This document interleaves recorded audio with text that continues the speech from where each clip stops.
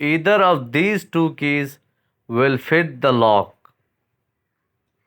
इन दोनों में से कोई भी चाबी ताले में लग जाएगी. Many a man has suffered at his hands. उसके हाथों कई लोगों ने दुख उठाया.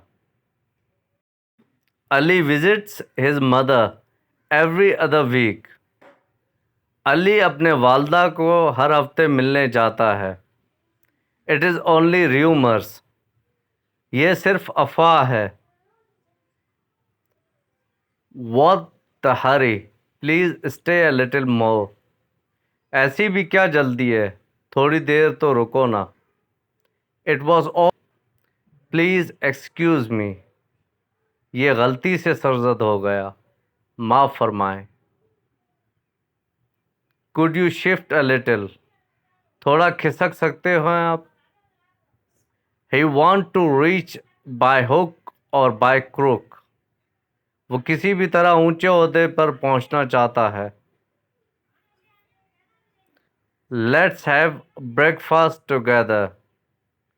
आओ हम सब एक साथ नाश्ता करते हैं. When do you wake up? तुम कब उठते हो? We shouldn't lose our temper over on his tallies. हमें इतनी छोटी छोटी बातों पे आपे से बाहर नहीं होना चाहिए. What the time by your watch? आपकी घड़ी में क्या बजा है? Please convey my apologies.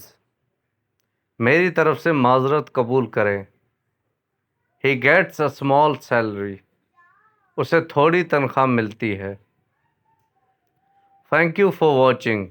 Please subscribe my channel for more interesting videos and share with your friends.